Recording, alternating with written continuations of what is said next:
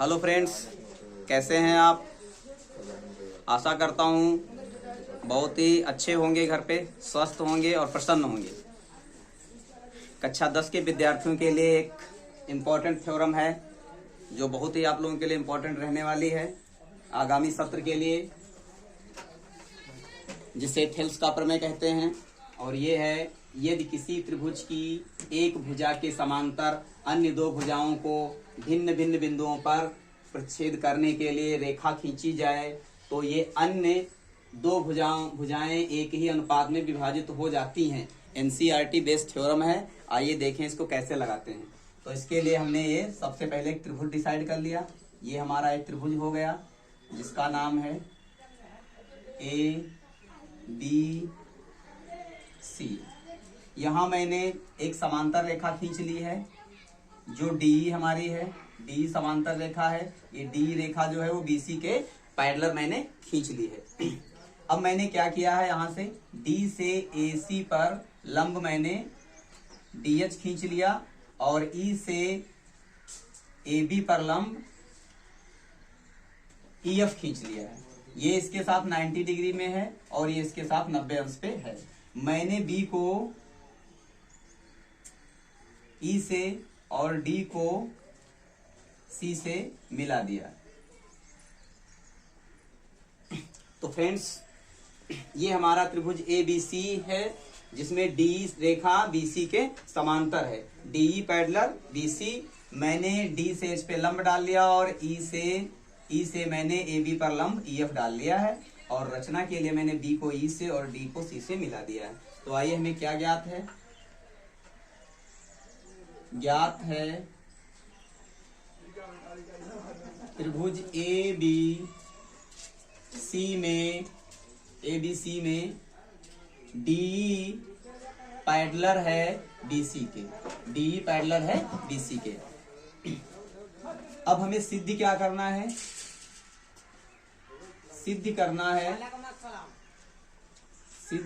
है जैसा कि सवाल में ही कहा गया है, थ्योरम में त्रिभुज की एक भुजा के समांतर खींचा गया रेखाखंड अन्य भुजाओं को भिन्न भिन्न बिंदुओं पर छेद करे तो रेखा भुजाएं एक ही अनुपात में विभाजित होती हैं। भुजाएं एक ही अनुपात में विभाजित होती हैं, मतलब एडी बटे डीबी का अनुपात उतना ही होगा जितना एई अपान ईसी का अनुपात होगा। तो हमें सिद्ध करना है एडी अपान डीबी और एई अपान ईसी। त्रिभुज पढ़ने के लिए इस थ्योरम का पढ़ना बहुत ही आवश्यक है। बिना इस थ्योरम के आप त्रिभुज चैप्टर को छू नहीं सकते, क्योंकि इसका प्रयोग हर क्वेश्चन में, हर इससे संबंधित थ्योरम में, अगली थ्योरम में हुआ है। तो ये आपकी बेसिक थ्योरम है जिसको थेल्स प्रमेय भी कहते हैं। तो देखिए, अब हमें थोड़ी सी रचना करनी है, जैसा कि मैंने आपको बताया वहां फिगर में रचना की है। रचना में लिखेंगे बी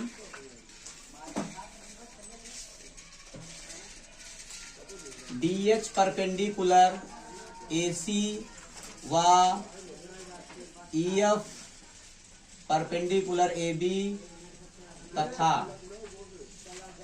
डी को ई से व सी को डी से मिलाया।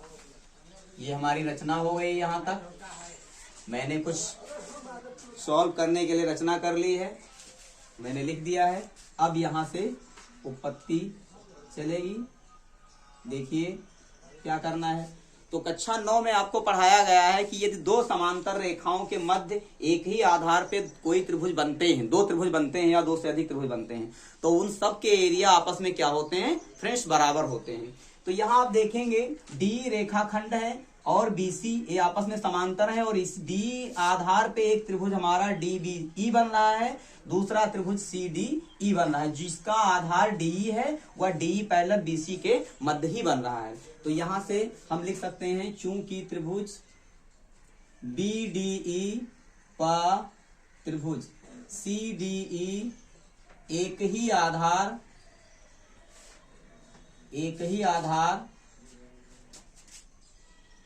डी व डीई पैरेलल डीसी के मध्य बने हैं। जी, दो समांतर रेखाओं डी पैरेलल बीसी के मध्य बने हैं, इसलिए मैं कह सकता हूं कि इनके एरिया आपस में बराबर हो जाएंगे। तो area triangle DDE is equal to area triangle CDE। ये हमारी इक्वेशन 1 हो जाएगी। अब मैं क्या कर रहा हूं फ्रेंड्स, इस त्रिभुज ADE के क्षेत्रफल का अनुपात BDE के त्रिभुज के क्षेत्रफल के साथ दिखा रहा हूं। तो देखिए, एरिया त्रिभुज ADE अपान एरिया त्रिभुज BDE इज इक्वल टू, जैसा कि आपको पता है किसी भी त्रिभुज का क्षेत्रफल 1/2 आधार गुणे ऊंचाई होता है। तो यहां से इस त्रिभुज ADE के लिए आधार AD बन जाएगा, मतलब 1/2 गुणे आधार इस त्रिभुज का AD रहेगा, और इसके संगत ऊंचाई जो है हमारी वो EF हो जाएगी, क्योंकि इस त्रिभुज पे ये लंब पड़ा हुआ है EF। तो शीर्ष E से डाला गया है, तो यहां से हो जाएगा EF लंब बटे दूसरा त्रिभुज जो फ्रेंड्स हमारा BDE है, उसके लिए आधार DB बन जाएगा, परंतु उसकी ऊंचाई EF ही रहने वाली है, क्योंकि इस त्रिभुज की ऊंचाई EF है 1/2 गुणे DB, और गुणे इसकी भी ऊंचाई, जैसा कि मैंने आपको बताया EF ही हमारी है, तो मैंने EF लिख दी। अब जैसा कि आप जानते हैं ऊपर से 1/2 कट जाएगा, EF भी हमारा कट जाएगा, तो ये हमारा आ गया AD बटे DB। इस इक्वेशन को हम 2 नंबर बना लेते हैं, 2 नंबर इक्वेशन सेव कर लेते हैं। फिर पुनः मैं क्या कर रहा हूं, इसी त्रिभुज ADE के एरिया को इससे संबंधित दूसरा जो त्रिभुज है CDE के साथ अनुपात में दिखाना है आपको।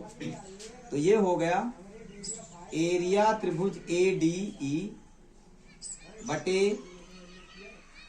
एरिया त्रिभुज CDE। यहां से जैसा कि आप ऊपर फार्मूला लिख चुके हैं त्रिभुज का क्षेत्रफल का 1/2 आधार गुणे ऊंचाई, तो यहां इस त्रिभुज के साथ अगर हम दिखाएंगे अनुपात, तो इसका आधार हमारा AE हो जाएगा। तो 1/2 गुणे आधार AE व इसकी संगत ऊंचाई जो है वो DH हो जाएगी। तो DH ये संगत ऊंचाई हो गई अपान में, यहां देखिए इसका आधार CDE का क्या बनने वाला है, 1/2 गुणे इसका आधार EC हो जाएगा, EC, और गुणे इसके संगत ऊंचाई जो है वो यही हमारी DH होगी। जैसे इसके लिए EF थी वैसे इसके लिए भी DH ऊंचाई हो जाएगी। अब मैंने 1/2 ऊपर नीचे से और DH को काट दिया, तो इस तरह से हमें मिल गया AE अपान EC। परंतु फ्रेंड्स यहाँ आप देख रहे हैं कि BDE एरिया है, यहाँ पे CDE एरिया है, तो मैं ऐसा कर रहा हूं, मैं समीकरण 1 को देख रहा हूं, समीकरण 1 से मैं क्या कर रहा हूं, BDE सब्स्टिट्यूट कर रहा हूं CDE की जगह पे। तो मैं यहां से CDE को रिमूव कर रहा हूं और उसकी जगह पे मैं BDE रख रहा हूं। तो हमारी अगली इक्वेशन जो मिलने वाली है वो ये होगी, कुछ इस तरह आ जाएगी, एरिया ट्राइंगल ADE अपान एरिया ट्राइंगल BDE, और ये बराबर हो गया AE अपान EC। आगे मैं लिख दूंगा, ये मैंने ऐसा यहाँ पे सब्स्टिट्यूट किया है समीकरण 1 से। समीकरण 1 से मैंने CDE को रिमूव करके उसकी जगह पे BDE रख दिया है। अब फ्रेंड्स हम देखेंगे तो समीकरण 2 को और 3 को देखेंगे, तो देखने पे हमें प्रतीत हो रहा है कि ADE अपान BDE यहाँ भी लिखा हुआ है, और इसके भी LHS में ADE अपान BDE लिखा है। तो मैं इन दोनों इक्वेशन के LHS को बराबर कर देता हूं, बराबर है हमारे, तो इनके मैं RHS को बराबर कर सकता हूं। तो समीकरण सेकेंड व थर्ड से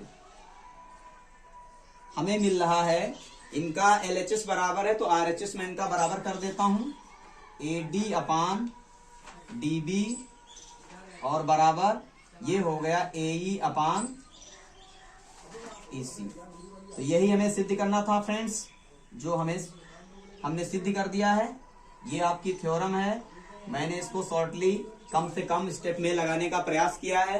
आशा करता हूं आपकी समझ में आ गया होगा अच्छे से।